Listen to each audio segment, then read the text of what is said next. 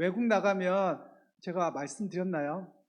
컴플레인하고 불평하는 나라 사람들이 딱 세 나라 있더라고요. 제가 독일에 있을 때 경험한 거예요. 독일에 공부하러 갔는데 거기에 여러 나라 학생들이 있잖아요. 그런데 불평하는 사람이 1번이 어디일까요? 한국 사람. 2번은요?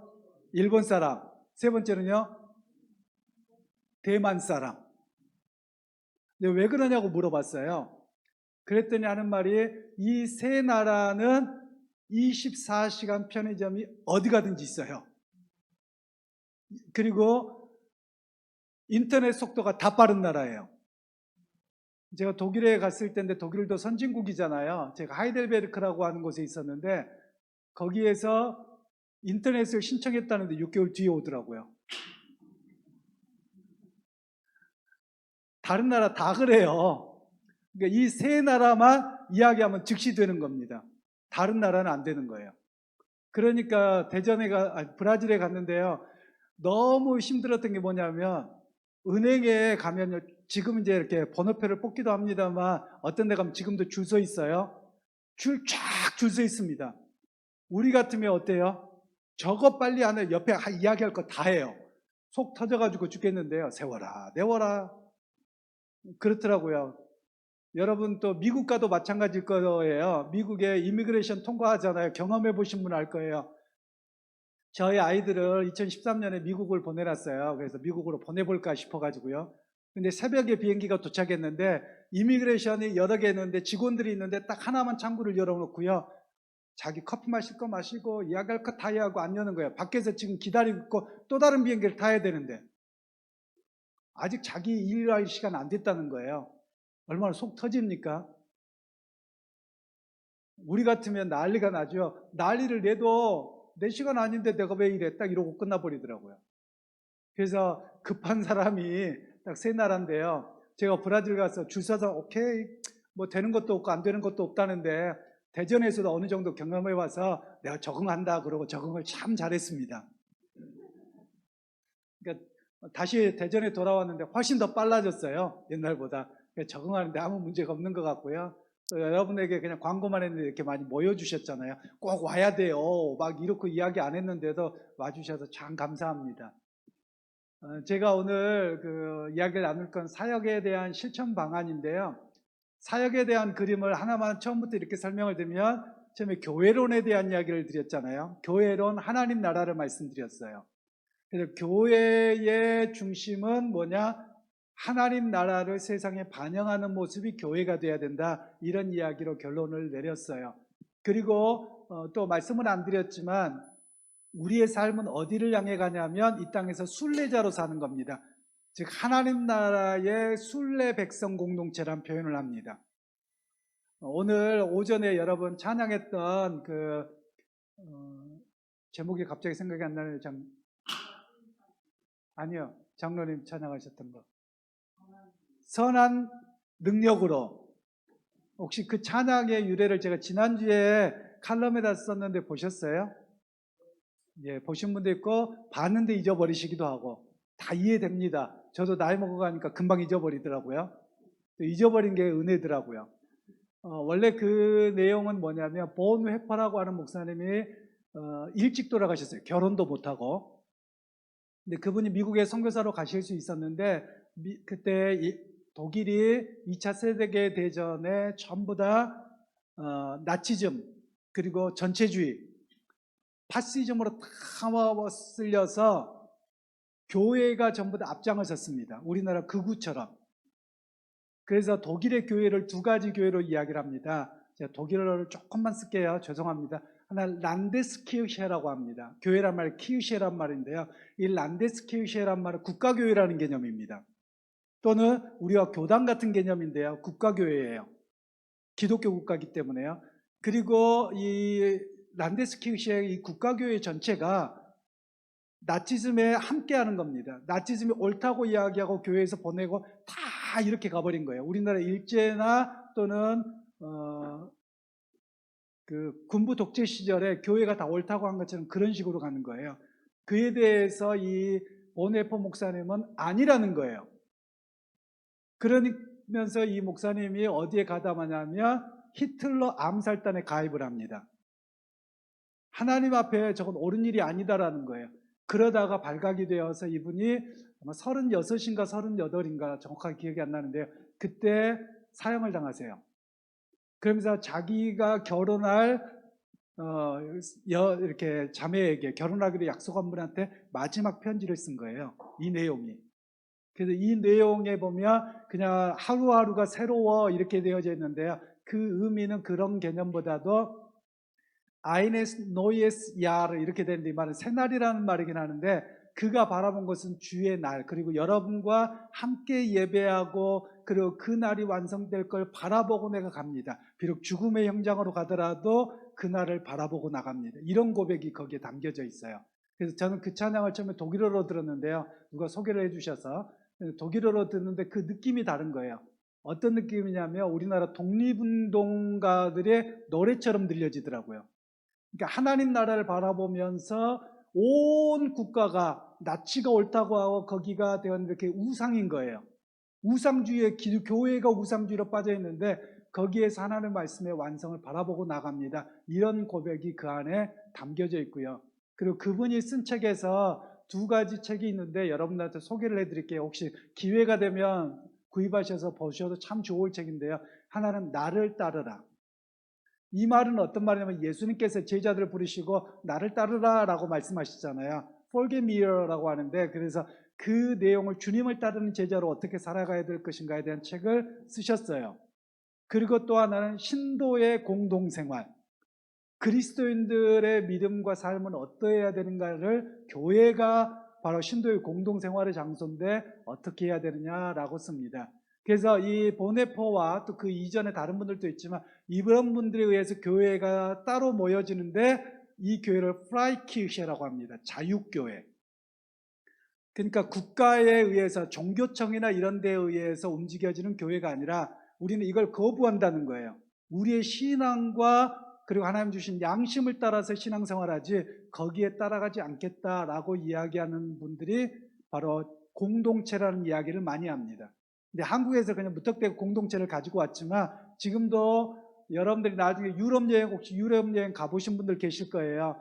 그러면 교회당은 다 사람들이 없잖아요. 어르신분들 몇 분만 있고 없어요. 그럼 교회를 잘 못 보고 오신 거예요. 그 지금 유럽에는 분위기가 바뀌어져 있습니다.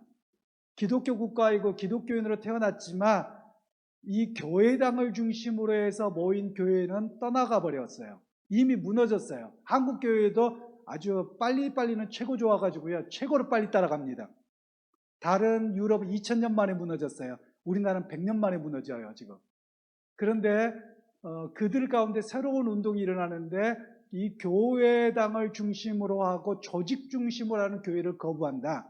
초대교회와 같은 교회로 간다고 해서 공동체 운동이 일어나기 시작합니다. 혹시 여러분 그 미국의 아미쉬 공동체라는 이야기 혹시 들어보신 분 계세요?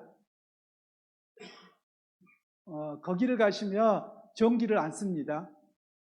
거기는 지금도 마차 타고 다니십니다. 그리고 전화도 안 씁니다. 그래서 관광지로도 다니는데요. 또는 미국의 부르도호프라고 하는 그러니까 형제단이라고 해야지 소망의 형제단 독일 사람들의 자손들인데요. 이들이 모임이 있습니다. 자기들끼리 공동체로 써요. 그래서 그 사람들이 뭘 먹고 사냐면 그 여러분 베버리 힐스 같은데 그 목판으로 되어 있는 간판 있잖아요. 글씨 이쁘게 쓰잖아요. 그거 하시더라고요. 그리고 혹시 여러분들이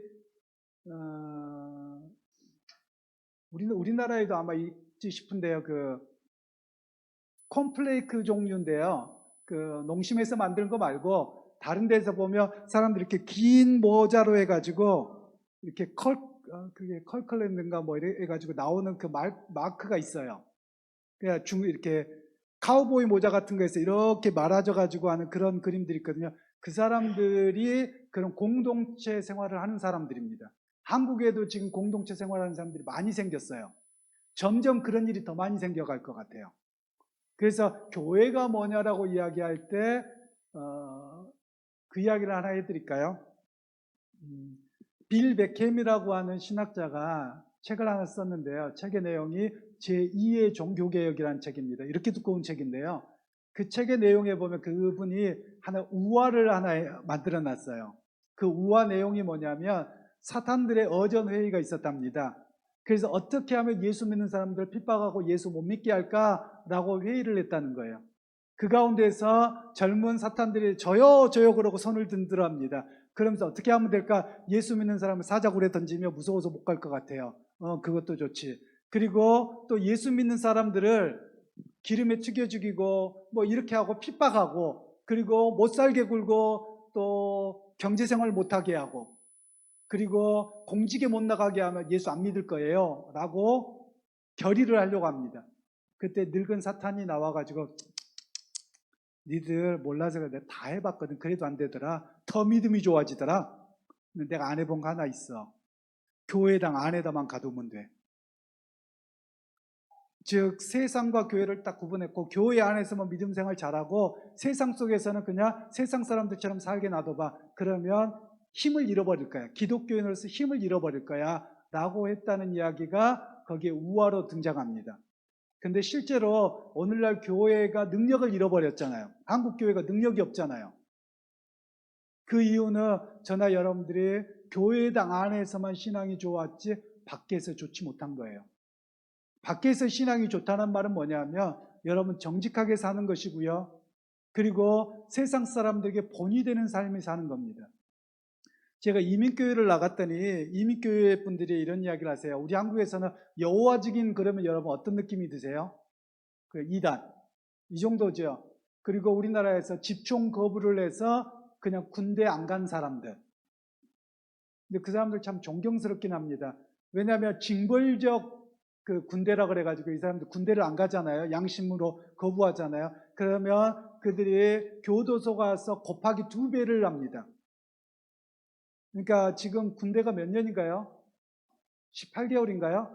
그럼 걔네들은 36개월을 내야 돼요. 근데 그걸 감안한다는 거예요. 자기가 우리가 보기엔 잘못된 신앙입니다. 그 신앙을 지키기 위해서 2배가 되는 징벌적 손해를 당하더라도 자기는 36개월을 하겠다는 거예요. 그 신념을 지키려고. 이민교회를 나갔더니요.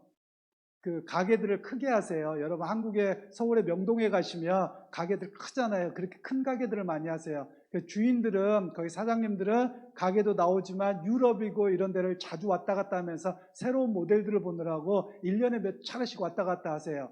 그래서 이제 거기에 매니저에게 일을 맡기거든요. 그러니까 매니저를 누구를 뽑으면 제일 좋겠습니까? 정답 나왔죠? 여호와 증인입니다.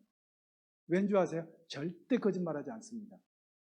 그리고 사장님을 눈을 속여서 자기가 퇴직할 때 자기 그 고객 명단을 빼갖고 가는 이런 일도 안 합니다. 그냥 정직합니다. 그러니까 여호와 증인들을 가면 내가 어려우면 사람들이 다 도와줍니다. 그리고 이 사람은 정직합니다. 그래서 다들 뭐라고 이야기하냐면 자기들 크리스천들이에요. 교회 나오는 분들이에요. 그래도 가게다는 여호와 증인 세워놓는 게 최고예요. 아니 교회 다니는 사람도 못 믿어요. 우리가 그러고 있더라고요. 우리가 잃어버린 겁니다. 혹시 그런 이야기 아세요? 우리나라의 최초의 그 판결문 가운데 예수 믿는 사람의 증언은 사실에서 그대로 받는다라는 판결이 나옵니다. 우리나라의 법정에서 나온 이야기예요. 그때는 예수 믿는 사람은 정직했습니다. 그래서 증거가 안 나와요. 그런데 예수 믿는 사람이 주님 앞에 선서를 하고 선언을 하는데 그걸 법정에서 증거로 채택합니다. 예수 믿는 사람들은 정직해서 거짓말하지 않는다. 이게 우리나라 법의 최초에 나타났던 판결문입니다. 지금 같으면요? 아니잖아요.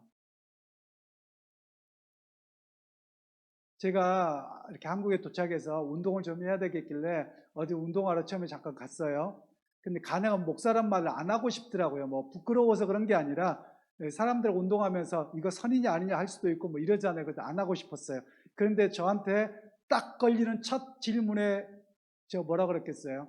혹시 목사 아니에요? 뭐가 달랐던가 봐요. 아니라고 할 수가 있어야죠. 맞아요. 어쩔 수가 없잖아요. 나 편하자고 속일 수는 없는 거잖아요. 우리는 어떤 개념이 있냐면요. 우리 한국 사람들 일단 아니라고 부인하고 봐요. 그래놓고 가서 길망정 지금 아니라고 이야기를 해요. 그게 우리 습관이에요. 우리가 이런 모습이 바뀌어야죠. 예수 믿는 사람은 삶의 자리에서 정직한 겁니다. 올바르야 되는 겁니다. 그리고 부정과 불의에 대해서 한가할 줄 알아야 됩니다. 그래서 우리를 가리켜서 프로테스탄트라고 합니다. 프로테스탄트란 말은 데모한다는 말이에요. 데모하고 거부한다는 거예요. 잘못된 것에 대해서 거부한다는 거예요. 나 개인의 삶에서도 그렇고 교회나 국가나 잘못된 것에 대해서 거부한다라는 이야기입니다. 우리의 신앙의 양심을 따라서. 그러니까 저와 여러분들은 그런 신앙으로 좀 서실 필요가 있는 겁니다. 그것이 기독교적인 사고방식이에요. 그러니까 루터 교회가, 독일에 있는 교회가 전부 다 집단주의로 그렇게 갔을 때, 그리고 총회에서 결정하고 뭐 하는 거 모든 게 다 나치에 가서 우리 민족을 위해서 다 이렇게 간다고 결정한 거예요. 그에 대해서 일부 보네포 목사님과 이런 분들은 한걸 한 거예요. 너 하나 어떻게 우상주의로 빠지느냐? 나치 우상주의에 빠지면 안 된다. 하나님의 말씀으로 돌아가서 우리를 회개하고 그 나라를 바라봐야 되는 것이지 어찌 그러한 일이냐라고 거부했던 사람들입니다. 저나 여러분들이 그런 신앙으로 서셔야 돼요. 자, 그러면 이제 오늘은 이제 사역학교에 대한 이야기를 좀 설명할 텐데요. 제가 지금 여러분에게 여기 나눠드린 아버지 학교, 어머니 학교 쭉 나와요. 이거 지금 당장 다 하자는 이야기 아닙니다. 이거 어떻게 다 해요? 그러지 마세요. 그리고 우리가 다 하는 게 아니라 이미 한국에서 사역이 한 15년 전 이상 전부터, 거의 20년 됐나 봐요. 사역들이 쭉 행해지고 있어요. 우리는 거기 옆에서 다리 하나 끼고 같이 가면 되는 거예요. 그래서 필요에 따라서 가는 겁니다. 그러니까 아버지 학교를 잠깐 설명을 드릴게요. 아버지 학교는 대전에도 아버지 학교가 있는데, 대전의 아버지 학교는 서울에서 온누리교회를 중심으로 해서 시작됐습니다. 아버지 학교, 어머니 학교, 부부 학교 다 마찬가지인데요. 어떻게 하면 이런 일들이 있을 것이냐? 가정의 무너짐이 왜인가 봤더니 아버지의 역할을 못하더라는 거예요. 혹시 여기에서 아버지로서 훈련 받아본 분 계세요? 아버지로서 훈련 받아본 분 계세요? 없어요. 제 이야기를, 제 부끄러운 이야기를 하나 올려드릴게요. 여러분한테 말씀드릴게요. 저도 여기에서 아버지 학교하고 젊은 부부 학교도 하고 그 외에 한국에 있는 프로그램은 다 섭렵했어요. 훈련을 많이 받았다고 생각을 했어요. 그 아이들한테도 참 따뜻하다고 생각을 했어요. 그런데 이제 이민을 가서 생활하는데요. 얼마 안 됐을 거예요. 큰아이에게 제가 혼을 내는데 이 아이가 똑바로 이렇게 저를 쳐다보고 하는 거예요. 화가 나잖아요. 이놈 자식 어디를 똑바로 쳐다봐? 개패듯이 뺐어요. 진짜 부끄러운 고백이에요. 제가 그렇게 훈련을 받았는데도요. 그러고 내가 왜 때리고 있지? 정신 차려보니까 이게 뭐 하는 짓이지?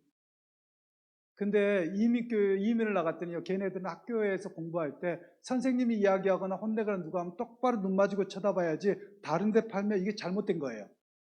우리 같으면 눈 깔고 이렇게 있어야 되잖아요. 문화가 다른 거예요. 그런데 제가 그걸 용납을 못하고 제 모습을 보면서 참, 여러분 우리끼리 다 아시잖아요. 애들 교육 목적에 때리기는 뭐 교육 목적에 때립니까? 내 분에 못 이겨서 때리지. 안 그러세요?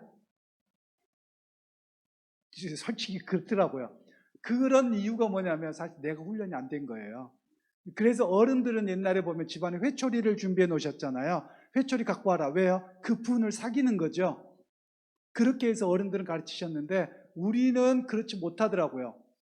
뭐가 먼저 나가요? 손이 먼저 나가고요. 뭐 이렇게 되더라고요. 참 저도 부끄러워요.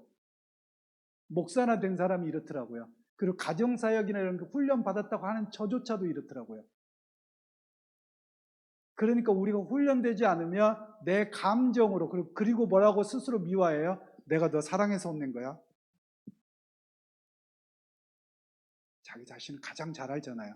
내가 분을 못 이겨가지고 내 생각하는 기준에 못 미쳐서 아이를 혼내버린 거잖아요. 그게 저의 모습이었더라고요. 그런 모습에서 좀 우리가 훈련이 됐다라면, 아니 좀 더 큰 매번 훈련해야 되는 모습들이죠. 그래서 아버지 학교는 이제 여러 가지가 있는데요. 거기 커리큘럼에 보세요. 5가지인데요. 아버지의 영향력에 대한 이야기를 첫 번째 강의에서는 합니다. 그리고 두 번째는 아버지의 남성성, 즉 하나님께서 세우시는 남성은 어떤 의미를 가지고 있습니까? 가정을 책임져야 될 그런 역할과 그리고 가정의 대표라는 원리가 있어요. 그래서 그런 것에 대한 강의를 하고 생각해 보도록 할 것입니다. 그리고 아버지의 사명, 그리고 아버지의 영성, 아버지와 가정, 이런 이야기들이 이루어지고 여기에만 있는 게 강의만 있는 건 아닙니다. 여기에 따른 예식이 있어요. 기독교 우리가 많이 행하지는 않았지만 여러분들이 아시는 것도 많이 있을 거예요. 예를 들면 수련회 가면 옛날에 다 해봤던 프로그램들을 여기에 다 이렇게 넣어놨어요. 근데 서프라이징 프로그램이라 그 다음에 뭐 합니다. 말 안 하는 것 뿐이에요. 그래서 강의를 듣고 프로그램에 들어가면 은혜를 경험하도록 하는 그런 시간들이 아버지 학교입니다. 그러면 아버지 학교로 했더니 엄마들은 어떻습니까? 엄마도 대본 적 있나요? 그냥 애를 낳고 보니까 엄마잖아요. 그래서 이제 어머니 학교가 시작된 거예요. 한 페이지를 넘겨보시면 어머니 학교에 이제 나중에 읽어보시면 되겠고요. 첫 번째는 성경적 여성상.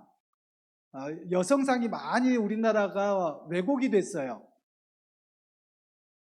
요즘에 특히나 어렵습니다. 제가 브라질에서 가깝게 지내던 목사님이 자기는 한국으로 안 돌아오겠대요. 왜요? 라고 여쭤봤더니 한국에 나오면 자기는 성추행범으로 다 몰릴 것 같대요. 그래서 뭔 소리예요? 그랬더니 한국의 여성 페미니즘이 너무 강해가지고 어렵대요. 근데 브라질에서는 인사할 때 남자가 여자한테 인사할 때는요, 그냥 인사하면 안 됩니다. 껴안아서 얼굴에다가 소리를 크게 나게 해야지 이게 인사입니다. 근데 이랬다가는 뭐라고 하겠어요? 제가 우리 교회에서 집사님 건데 반가워요. 그러고 볼에다가 이렇게 대고 해보세요. 성경적으로 맞아요? 악수가 맞아요? 성경에 보면 그리스도의 거룩한 입맞춤을 나누라. 이게 그냥 영적인 의미가 아니고요. 실제로 그렇게 하는 게 인사법입니다, 원래. 인사법을 제가 연구를 해봤더니 여러분 원래 인사법은 허깅하는 겁니다. 아브라수라고 하는데 이렇게 하는 게 원래 인사법이에요. 그런데 이렇게 하다 보니까 어떤 일이 생기냐면 자꾸 칼 뽑아서 뒤에서 찔러 죽이는 거예요, 사람들이. 그러니까 악수법이 생깁니다. 무슨 이야기냐면 악수하는 거, 내 손에 너를 해칠 게 아무것도 없다. 그래서 거리를 유지하면서 인사하는 게 악수입니다. 원래 악수는 원래 인사는 가슴과 가슴이 닿아서 내 심장이 뛰는 것처럼 당신의 심장도 느끼고 하나입니다라고 볼을 대는 게 원래 인사법입니다. 유럽에 가시면 지금도 얼굴을 대요. 그리고 한쪽만 대는 게 아니라 제가 스위스 분을 만났더니 처음 저도 당황했는데 인사를 하는데 이러더라고요. 또 어떤 데 가면요, 왼쪽부터 왼쪽 오른쪽 하는 데가 있고요. 어떤 데는 오른쪽 왼쪽 하는 거예요. 근데 그 목사님이 처음에 이제 브라질 신학교에서 공부를 가르치는데 학생들에게 소문이 났대요. 저 목사님은 인사 안 하는 사람. 아주 밥맛 이러고 된 거예요. 왜 그런가 했더니 자기는 이제 한국에서 간 지 얼마 안 돼서 학생들에게 이렇게 뽀뽀를 하는 게 익숙하지가 않은 겁니다. 그래서 못 하신다는 거예요. 그래서 그분은 한국 오면 자기는 큰일 날 것 같다고 못 오겠다고 이제 그러시더라고요. 근데 제가 브라질에 있으면서 배운 것 중에 하나가 브라질이 왜 그렇게 코로나가 많으냐면요. 굉장히 정적인 문화입니다. 어느 정도냐면요. 인사를 하잖아요. 남자들끼리도 조금 얼굴 알잖아요. 그러면 가서 껴안아 버립니다. 그리고 어떻게도 인사하냐면요. 이렇게 또 상대방의 심장을 대요. 내 심장, 네 심장 똑같아. 그리고 신방을 가잖아요. 그러면 참 그분들에게 보고 배운 게 있어요. 여러분 신방 가면 힘들어 하시죠? 제가 가장 못 사는 지역에 한번 신방을 갔었어요. 우리 선교사님을 도와서. 제가 개인적으로 아는 집안은 아니죠. 너무 정말 찢어지게 가난한 동네예요. 그런데 거기를 갔더니 콜라를 사갖고 오시더라고요. 콜라를 주세요. 그러면서 뭐라고 말씀하시냐면 Minha casa é sua casa. 그러니까 내 집이 네 집이다 이렇게 이야기를 해요. 그러니까 그분들의 신방 가면 내 집이 당신 집이니까 그냥 편안하게 있어. 딱 이렇게 열어줘 버리는 거예요. 근데 우리는 너무 불편해하세요. 그리고 그 사람들은 반가워서 그냥 껴안는 게 일상이에요. 그러다 보니까 그것 때문에 사실 코로나가 문화적으로 그러기 때문에 코로나가 많이 생기는 이유도 돼요. 한 번은 제가 비행기 타고 한국에 나오는데요. 그때 이제 두바이를 통해서 나올 때였어요. 오래전 이야기입니다. 참 브라질 사람들이 얼마나 저는 그때 감동이었냐면요. 비행기를 타고 여러분 내려옵니다. 제일 위험할 때가 언제예요? 올라갈 때하고 내려갈 때잖아요. 비행기가 딱 내리는데 그날 기후가 별로 이렇게 기류가 안 좋았어요. 딱 착륙하니까요. 불알상 다 일어나서 휘파람 불면서 막 박수 쳐주는 거예요. 기장 보고 잘했다고. 야, 그런 비행기를 또 처음 타봤네요. 우리 한국 사람들은 어때요? 내리자마자 아직 사인도 안 들어도 다 일어서잖아요. 그런 사람들 한국 사람이라더라고요. 그런 걸 보면서 좀 많이 좀 우리가 넉넉해야 되겠구나. 어차피 내려 빨리 가봤자 앞에 이미그레이션 다 걸리잖아요. 그리고 가봤더니 가방도 안 나와 있어요. 일찍 가봤자. 기다리다 나가면 마찬가지더라고요. 그리고 또 제일 먼저 탄 사람 거가 제일 안쪽 들어가 있잖아요. 저는 멀리서 타니까요. 제 건 어차피 제일 늦게 나오더라고요. 일찍 가봤자 소용이 없어요. 바깥에서 거부터 꺼내잖아요. 근데 제일 먼저 탄 사람 제일 안쪽에 있잖아요. 그러니까 그냥 느긋하게 있으면 나오더라고요. 어차피 가는 건 똑같아요. 그러면서 제가 믿음 생활하면서 끊임없이 생각하는 것은 믿음에도 좀 여유가 있어야 되겠다는 생각이 들어요. 급하면 다툼이 일어나요. 제가 지금 사역 소개를 하는데요. 사역도 일로 보면 다툽니다. 근데 사역을 왜 합니까? 은혜 받으려고 하는 겁니다. 은혜 받으려고. 교회 봉사 왜 합니까? 은혜 받아서 하는 겁니다. 저는 여러분이랑 저나 그랬으면 좋겠어요. 제가 온 지 얼마 안 돼서 그런 이야기를 드렸는데 교회 청소 안 하면 어떻습니까? 아직 믿음도 성장 안 하고 뭐 했는데 이거 하니 안 하니 안 중요해. 밥 안 먹으면 좀 어때요? 밥 다 드시고 오셨잖아요. 이런 거 갖고 여러분 마음 쓰지 마시자는 거예요. 은혜 받으면 하지 말라 그래도 합니다. 여러분도 그러셨잖아요. 근데 은혜가 떨어지니까 뭘 하려고 하니까 힘든 거예요. 그러니까 제일 먼저 우리가 관심을 가져야 되는 것은 은혜 받는 자리, 은혜 받기 위해서 최우선입니다. 여러분 그걸 먼저 생각하셔야 돼요. 아버지 학교, 어머니 학교도 왜 하냐? 은혜 받으려고 하는 겁니다. 어머니로서의 사명, 내가 가정을 어떻게 믿음으로 지키고 자녀들에게 믿음을 물려줄 것인가에 대해서 바라보는 이유가 거기에 있는 거예요. 이런 사역을 하는 이유가 거기에 있는 겁니다. 자, 그리고 이제 부부학교 이야기로 들어가 볼게요. 부부학교는 이제 그때그때마다 좀 다를 수 있겠습니다만 우리나라에도 비슷할 텐데요. 교회 안에서 제가 우리 교회 가정을 다 파악하지 못해서 모르겠습니다. 근데 가정마다 부부의 위기가 있습니까? 없습니까? 있어요. 여러분 남자하고 여자가 누가 더 잘 삐져요? 우리 남자분들은 어떠세요? 어떠세요? 맞아요. 감사합니다. 삐지면 며칠씩이나 가셔요? 우리는 네? 제가 결혼해갖고 삐졌는데 2주일 가더라고요. 길죠. 말 한마디도 안 합니다. 요즘에는 삐지면 하루를 안 넘기려고 합니다. 왜 이런 일들이 벌어지냐면요. 남자하고 여자하고 다름이 좀 있어요. 남자들은 기본적으로 자기만의 동굴로 숨는 경향이 있습니다. 그래서 삐지면 아유 내가 바보 같아가지고 내가 왜 이렇게 살지? 그럼 자기 혼자 쑥 숨어버립니다. 그리고 이걸 자기 혼자 못 나와요. 누가 끄집어내줘야 돼요. 아내가 끄집어내줘야 돼요. 그리고 남자는 나이 먹어갈수록 얘가 되잖아요.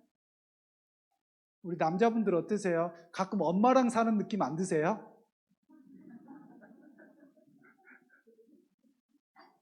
저는 그렇게 느껴져요. 제 스스로도. 그래서 아내가 애인이기도 하고 부인이기도 하고 엄마 같기도 하고. 그럼 여자분들은 그래요. 이런 강의를 했더니 이제 어머니 학교나 부부 학교면서 강의를 했더니 아니 우리는 어쩌라고요? 뭐 이러시더라고요. 제가 뭐라고 한 줄 아세요? 여자는 원래 혼자도 잘 놀게 하나님 만들어 놓으셨어요. 제가 지난번에 말씀드렸잖아요. 그 하와라는 말이 생명이라는 단어거든요. 이 여자는 단순히 아이를 낳을 수 있어서 생명이 아니라 여자는 스스로 생명을 갖고 있어요. 그래서 혼자 놀아도 아무렇지도 않아요. 근데 남자는 나이 먹어갈수록 아내 뒷공무니만 쫓아다니게끔 돼 있어요. 실제로 그렇습니다. 그래서 하나님이 만드신 원리가 그렇더라고요. 한번 성경 봐보세요. 하나님이 남자를 지어서 여자를 돕는 배필로 만들었어요? 아니면 여자를 만들어서 남자를 돕는 배필로 만들어놨어요? 예, 왜 그럴까요? 남자 혼자는 못 산다는 거예요. 남자 혼자는 제대로 못 해내요. 그러니까 성경으로 푸른 한자라는 그런 책도 있어요. 사람 인자를 이렇게 쓰잖아요. 그래서 딱 가운데서 배필로 버텨줘야 돼요. 그래서 남자에 대해서는 아내가 버텨줄 때 남자로, 가장으로, 사회적으로 바르게 설 수 있다는 거예요. 근데 그 이야기가 부부학교에 대한 이야기를 많이 할 겁니다. 그리고 저는 오늘날 우리 한국의 이혼 위기나 여러 가지 이유를 저는 여자 때문이라고 합니다. 또 그러면 이제 아니 목사님 가정사역 하는 분이 그럴 수 있어요. 남자들이 얼마나 문제가 많은데요. 남자 문제 많아요. 근데 옛날 어머니들, 지금 우리 권사님들 계시는데 권사님 세대는 어떻습니까? 자식 때문에 참고 살았고 가정을 지켰어요. 그러면 남자가 내 세상으로 돌다가 자리로 돌아와요. 그런데 지금 젊은 세대는 어떻습니까? 네가 그래 나도 나갈래. 안 지켜요. 그러니까 깨져버리는 겁니다. 아내가, 혹시 아내라는 말의 뜻을 아세요? 남편. 남편은 무슨 말이에요? 남의 편이에요. 여러분 밖에 나가서 부부가 이야기해 보세요. 아내 편 들어줘요? 아니면 딴 여자 편 들어줘요? 열받죠. 그래서 남편입니다. 그 아내라는 말은요, 품 안에, 사랑 안에, 이런 뜻이에요. 그러니까 아내는 남편이 어떻게 되냐면 품 안에 품어주고 사랑으로 품어주는 역할들을 해야 되는 것이고요. 남편은 항상 저 인간은 남의 편이더라. 그런 줄 알고 사셔야 돼요. 우리나라 말이 참 재밌게 잘 만들어 놨어요. 아마 그럼 쭉 역사 속에서 그런 이야기가 나오지 않았을까 싶어요. 그래서 그런 이야기를 좀 더 자세히 하면서 또 예식과 관련돼서 어떻게 부부의 관계를 회복하게 될 것인가를 이야기합니다. 그래서 부부학교에서 이야기는 또 어떤 이야기도 많냐면요. 자녀 교육의 문제, 재정 문제도 다 다룹니다. 왜냐하면 돈을 어떻게 쓸 것이냐가 관점이 달라집니다. 아이를 키우는 것도 달라져요. 여러분들은 가정에서 아이를 키울 때 엄마들이 잔소리를 더 많이 하세요? 아빠들이 잔소리를 많이 하세요?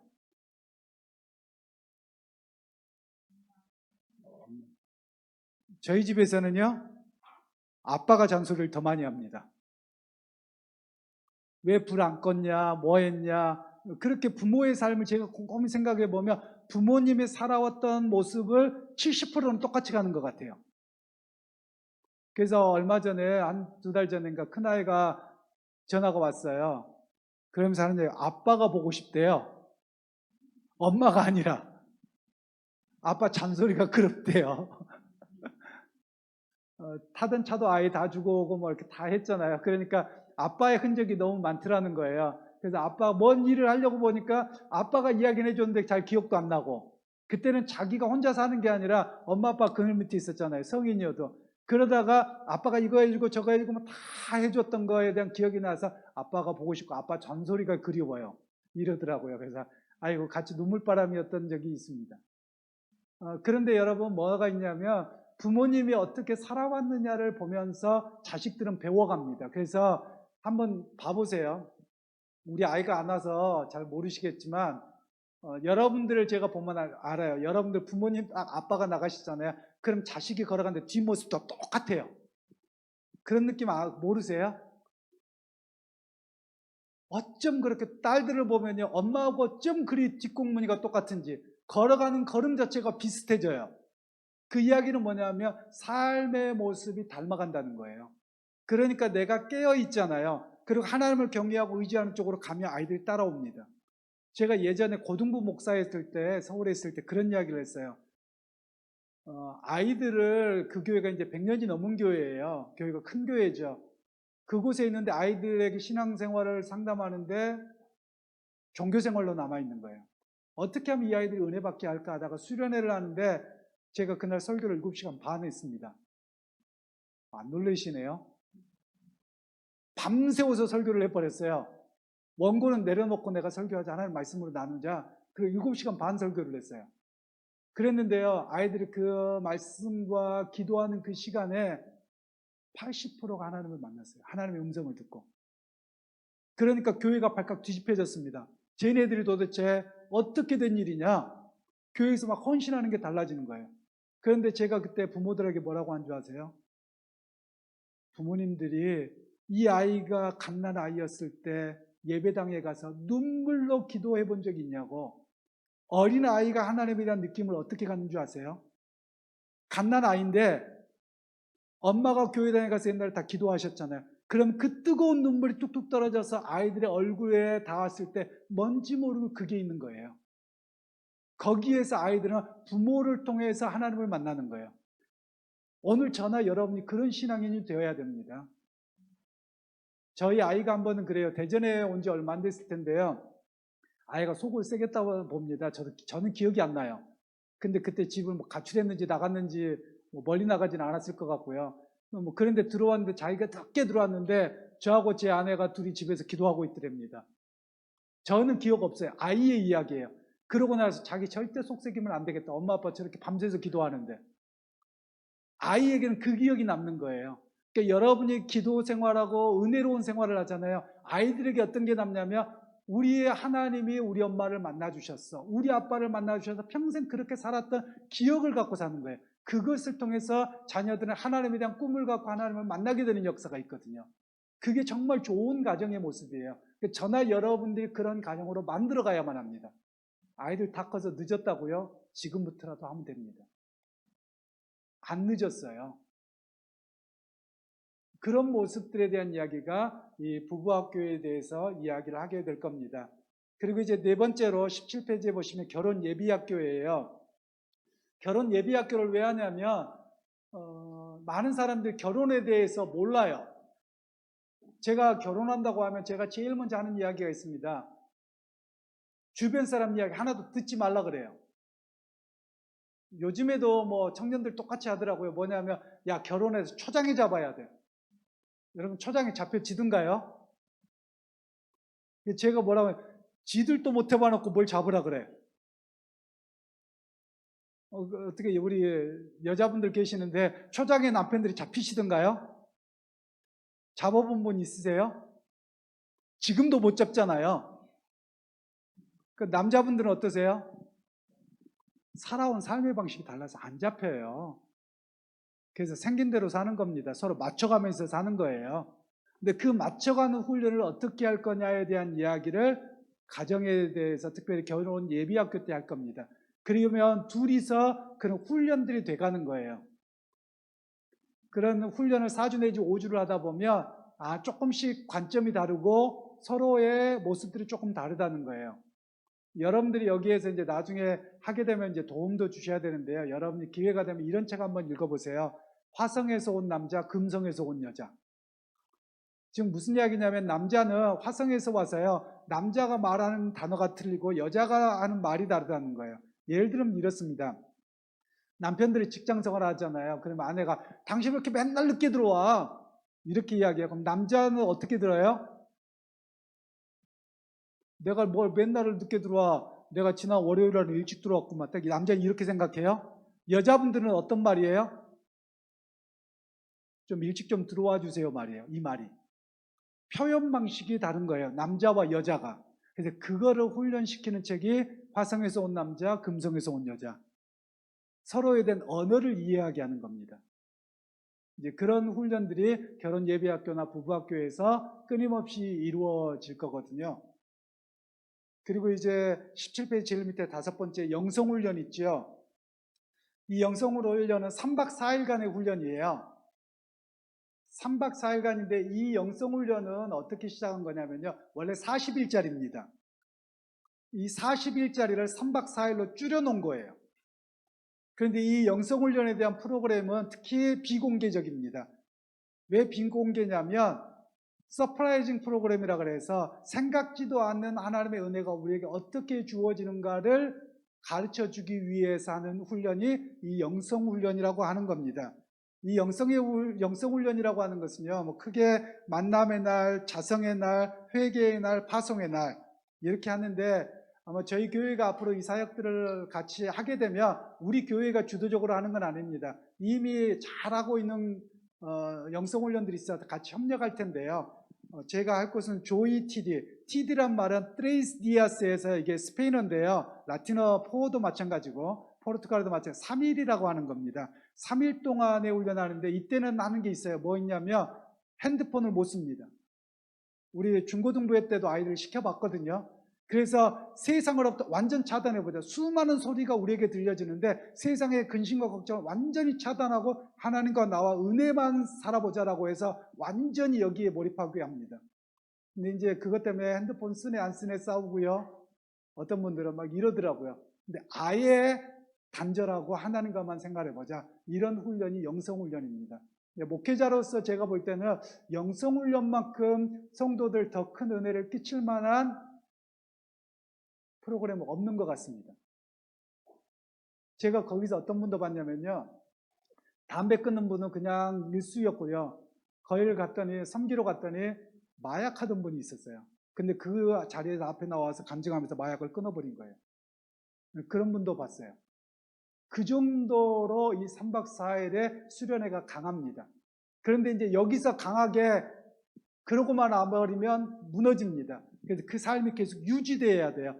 교회 안에서 같이 봉사하고 같이 섬기고 또 이런 영성훈련을 같이 들어가서 또 섬기고 이 계속 반복돼야 돼요. 이거는 영성훈련만이 아니라 아버지 학교, 어머니 학교, 부부 학교 다 마찬가지입니다. 한 번 듣고는 변할 수 있는데 가서 계속 섬기다 보면 어떤 관점이 드는 줄 아세요? 사람이 변해가는 걸 봐요. 그래서 영성훈련이나 이런 데를 가잖아요. 그럼 재미난 게 있어요. 이제 장로님들 옆에 계시네. 뒤에서 구경꾼으로 있는 사람이 목사와 장로들이에요. 딱 보면 표가 납니다. 목사들은 어떻게 한가 보자 이러고 보고 있고요. 장로님들도 항상 교회인들을 돌보는 그런 훈련이 돼 있다 보니까 우리 교인들 은혜 잘 받은가 봐야지 맨날 이래요. 그런데 그게 중요한 게 아니라 내가 은혜 받는 게 더 중요하잖아요. 그러니까 목사인 저희들도 훈련할 때 한번 제가 예배 드리는 거 한번 봐보세요. 수요 예배나. 저는 뒤에 절대 안 갑니다. 왜 뒤에 안 가는 줄 아세요? 뒤에 가잖아요. 그러면 누가 졸고 있나 누가 예배하나 이게 눈에 들어와요. 제일 앞자리에 앉는 이유는 저는 하나님만 바라보고 오늘 말씀 전하는 목사님만 강사님만 바라본다. 딱 이러고 제일 앞자리에 섭니다. 그러니까 은혜 받더라고요. 근데 뒤에 가면 아이고 저 사람이 좀 들었으면 좋겠는데 저희 사람이 졸고 앉았네. 저 사람 뭐 했으면 좋겠는데 이게 눈에 들어오면서 내 은혜를 다 까먹어버려요. 저는 그래서 제일 앞자리에 앉으려고 합니다. 여러분도 마찬가지예요. 오늘 예배 시간에 옆에 사람이 은혜 받는 거 안 중요해요. 일단 내가 은혜 받아야 돼요. 내가 은혜 받으면요 집에 가서 남편이 속삭여도 이겨낼 힘이 있어요. 은혜 못 받으면 이겨낼 힘이 없는 거예요. 그래서 이런 모든 프로그램들의 가장 중요한 것은 은혜 받자. 여기에 달려 있습니다. 그리고 이제 선교 사역인데요. 선교 사역은 할 이야기가 너무 많습니다. 제가 맨날 며칠을 강조해도 안 됩니다. 또 제가 박사학위 논문을 선교에 대한 걸 썼기 때문에 이걸 또 이야기하자면 뭐 맨날 며칠을 해도 한 학기를 강의해도 안 됩니다. 다 하지는 못하지만 간단하게 설명하면 이렇습니다. 우리 한국 교회와 미국 교회의 선교 방식이 좀 다릅니다. 한국 교회는 뭐냐면 선교사님들이 가잖아요. 그러면 내가 교회 세우고 내가 학교 세우고 내가 다 해버려요. 또 교회가 원하는 것도 그겁니다. 교회가 원하는 것도 한 선교사님을 보내거나 지원하면 우리한테만 보고하고 우리하고만 하라는 거예요. 그런데 미국 교회들은 그렇게 하지 않고 커다란 프로젝트를 합니다. 몇십 년이고 100년이 갈 만한 프로젝트를 해요. 그리고 당신은 거기에서 돌 하나 얹어놓고 살아가면 되는 겁니다. 인정을 해줘요. 그러면 자기가 할 부분만 하고 가요. 그러니까 어마어마하게 큰 프로젝트를 행해냅니다. 근데 우리는 작은 교회는 하는데 큰 프로젝트를 못해요. 제가 예를 들어 볼게요.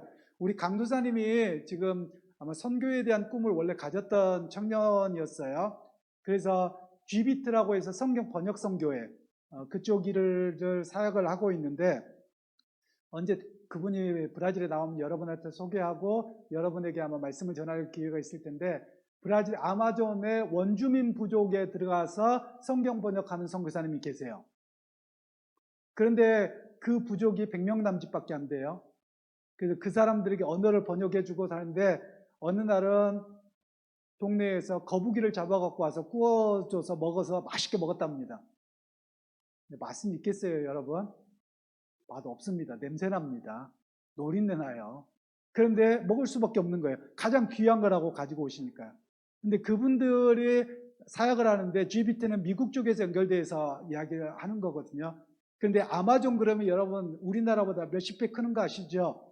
그래서 이 아마존의 주도라고 하는 곳이 마나우스인데요. 저도 거기 교수로 계속 봉사하고 이렇게 오고 가고 했었는데요. 또 이사로도 돼 있고요. 그랬었는데 거기에서는 주도는 캐피털은 대전시보다 훨씬 큽니다. 서울시보다도 큽니다. 그런데 거기 말고요. 거기서 비행기 타고 몇 시간 들어가면 폴트밸류라고 하는 곳인데 저도 못 가봤습니다. 그런데 거기에서 이 사람들은 어떤 선교사가 있냐면 비행기만 운전하는 선교사가 있는 거예요. 그래서 선교사님들을 비행기 타고 해서 어디 넓은 광야가 있으면 거기다 내려주고 그럼 거기서 배 타고 또 들어가시는 거예요. 그러면 또 어떤 사람들이 필요하겠어요? 이분들이 거기에 현지인들에게 완전히 들어가려면 자녀들은 데리고 갈 수가 없잖아요. 교육은 시켜야 되잖아요. 인디어 원주민들 하려면. 그러니까 이 아마존의 마나우스라고 하는 주에 섬 하나를 통째 구입을 해서 거기에 아마존 학교를 운영합니다. 그래서 선교사님들을 거기다 자녀의 기숙학교예요. 정글학교라고도 표현을 하는데요. 거기다 놓아두고 선교사님들이 갖다 몇 개월에 한 번씩 보는 거예요.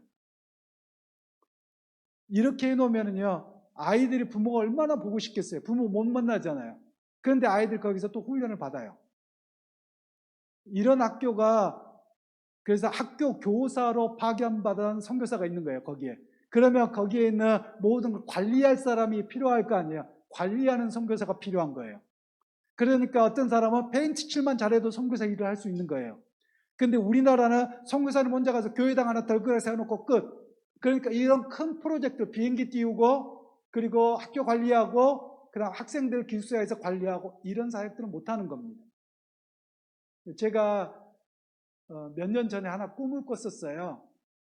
꿈 꿨다라는 말이 뭐 자다가 뭐 꿈꾼 게 아니고요. 제 마음속에 하나 비전을 품었던 건데요. 그거를 우리 GMS 선교사님들하고 이야기를 하고 또 우리 GMS 우리 합동측 선교부하고 이야기를 했는데 그때 선교 담당하는 선교 총무님이 너무 좋아해가지고요. 정말 그 일을 벌리고 싶었는데 못 벌리고 왔어요. 그게 뭐냐면 선교사님들이 많은 분들이 상파울로 시내에서 거주를 해요. 그리고 선교지를 2-3시간 거리를 왔다 갔다 하세요. 왜냐하면 자녀 교육 때문에 그러세요. 자녀 교육 때문에 못 들어가세요. 더 내륙 지방으로는 못 들어가요. 비난할 수 없어요. 어느 누구나 마찬가지일 겁니다. 거기에도 교회가 필요하니까 그러는데요. 그래서 마음이 아파서 또 어떤 선교사님은 6시간 거리에 있는데 학교 수준도 너무 낮고요. 그리고 너무 위험한 지역들인 거예요.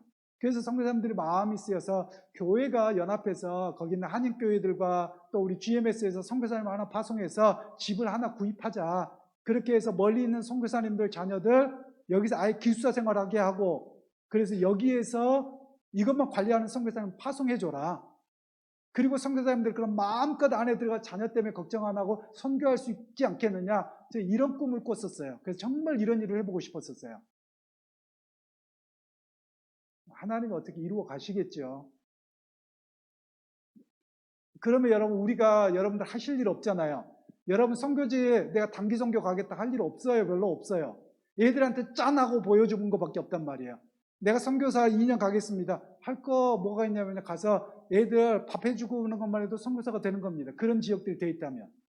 그렇지 않겠어요? 밥 해주는 거가 선교사고요. 가서 애들 뒷바라지는 게 선교일이에요. 그럼 부모님들은 현장에서 직접 복음을 전하지만 나는 이걸 관리해주는 선교사예요. 제가 서울에 왕십리교에 있을 때 우리 청년 하나를 아프리카로 2년 동안 단기 선교를 파송했어요. 그래서 고등부가 선교비를 냈어요. 그 친구가 유아교육과를 나왔는데요. 이 아이가 바로 취직도 안 되고 그래도 나 선교해야지라는 마음이 있어서 우리가 보낼게.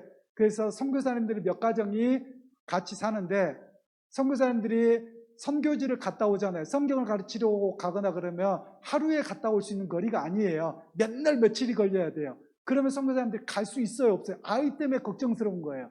그런데 거기에 홈스쿨링처럼 하면 되겠다 싶어서 우리 청년을 보냈어요. 그러니까 선교사님들이 이틀 3일이고 가서 선교일하고 성경 가르치고 돌아와도 아이들이 돌봄을 받는 거예요. 이런 일들은 우리가 선교하는 일들입니다. 그러니까 여러분들 그 선교의 폭을 좀 넓히실 필요가 있는 거예요. 그리고 한국교회가 좀 더 그런 오르가니제이션, 그러니까 조직하는 일들을 잘 못하는데 좀 그런 일을 했으면 좋겠다는 생각이 참 많이 들어요.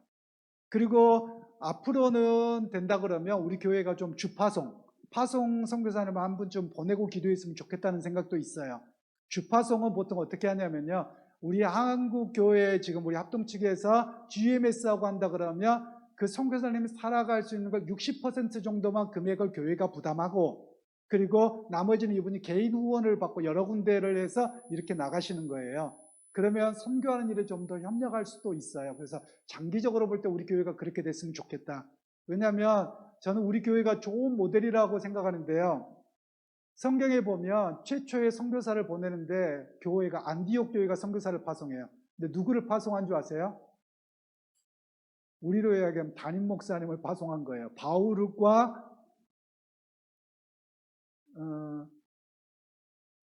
바나바를 파송해 버립니다.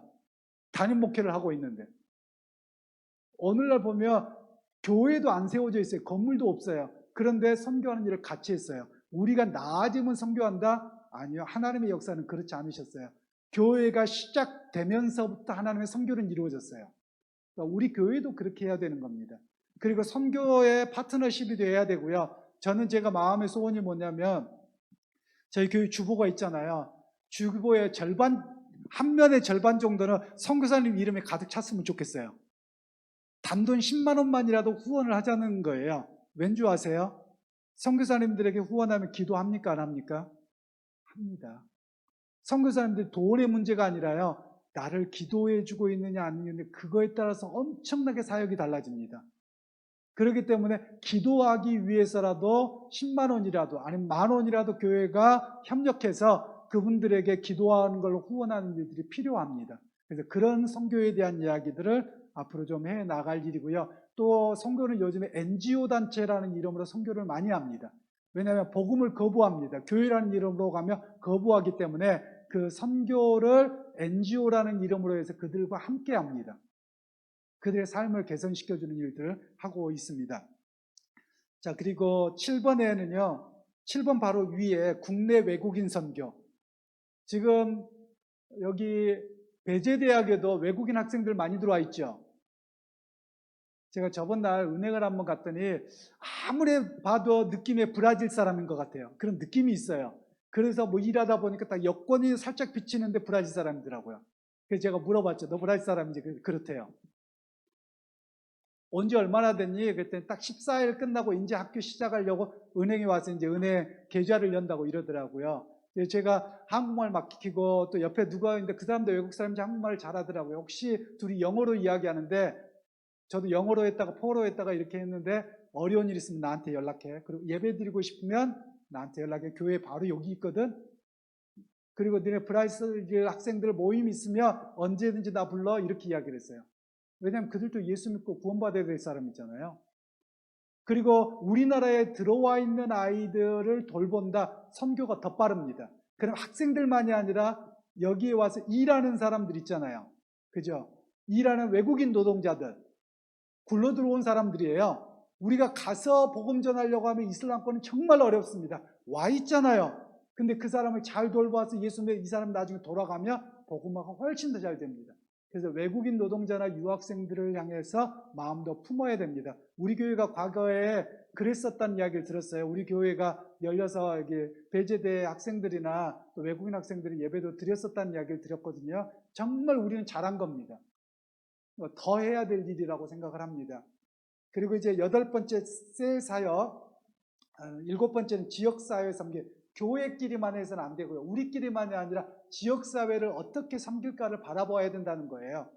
그리고 셀 사역은 아마 올해는 좀 어려울 것 같습니다. 이건 내년이는 이제 기존의 구역이나 그룹은 없어지고 셀로 가는데요. 이 셀이라는 말은 세포라는 뜻인데 초대교회와 같은 소그룹의 모임이 활성화되어야 된다는 거예요. 어디까지 할 거냐면 이 셀에 리더가 세워지고 그리고 셀에 셀원들이 생길 텐데요. 방향이 이렇게 할 겁니다.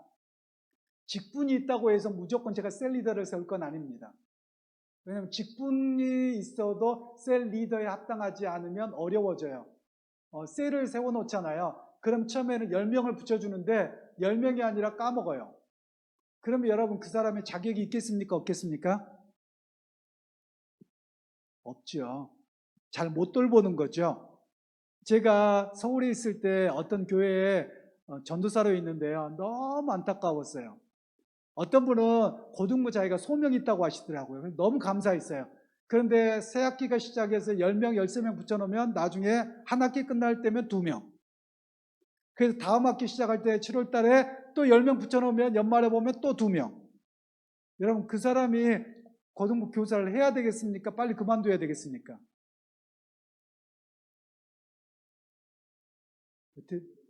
근데 절대 안 그만두세요. 자기 소명이라고. 근데 학생들 너무 싫어하는 거예요. 이거는 자기 은사가 아니라 빨리 조정해야 되는데요. 저도 목회하는데 조정을 못 하겠더라고요. 끝까지 그걸 하겠다고 하는데 답이 어디가 있어요. 속으로 아이고 본인이 좀 알아서 물러났으면 좋겠다 이런 생각이 들죠. 여러분들이 혹시 나하고 적성이 안 맞을 수 있어요. 그렇기 때문에 셀 리더는 잘 돌보는 사람이어야 됩니다.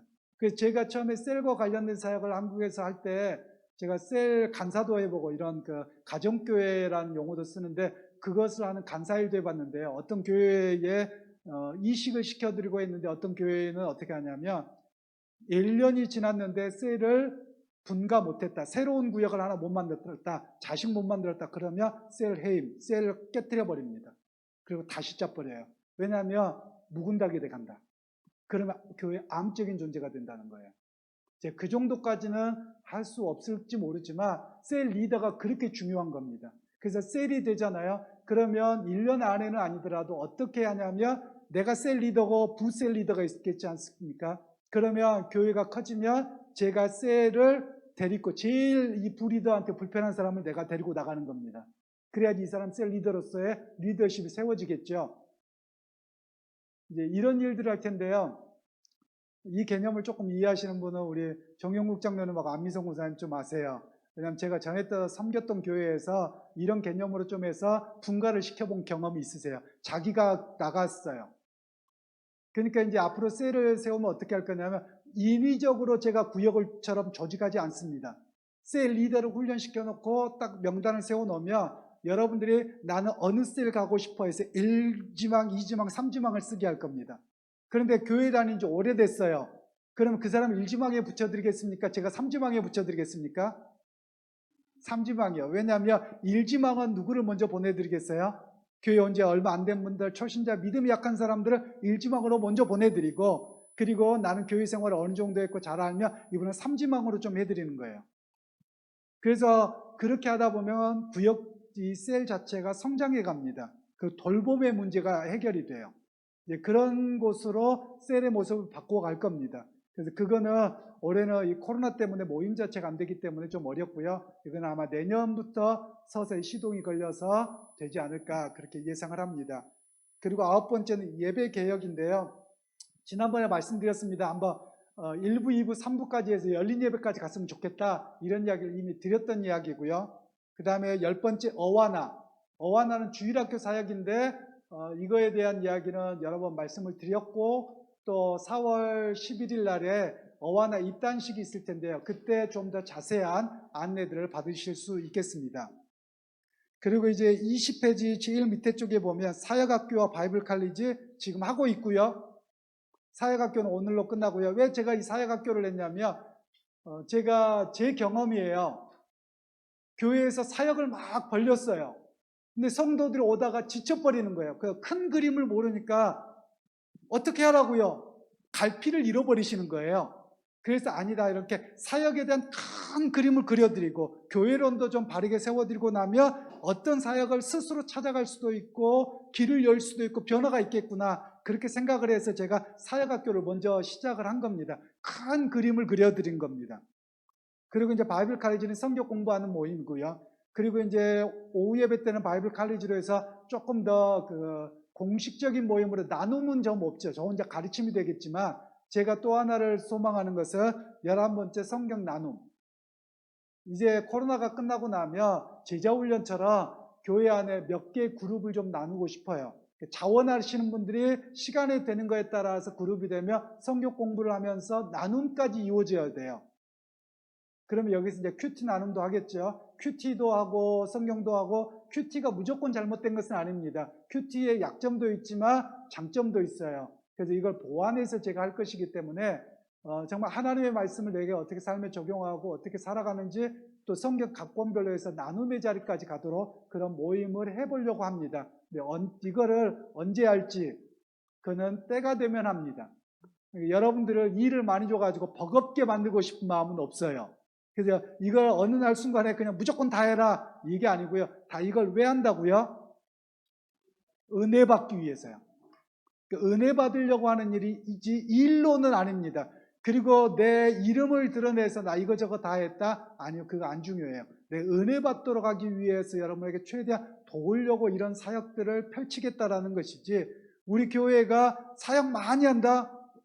은혜 못 받고 일만 하다가 지치면 안 되잖아요. 그래서 은혜 받도록 하는 일들을 만들기 위해서 이 사역에 대한 그림들을 그려드린 겁니다.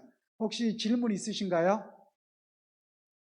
이 외에도 기타가 있어요. 기타는 뭐냐면 앞으로 어떤 사역이 어떻게 펼쳐질지 모릅니다.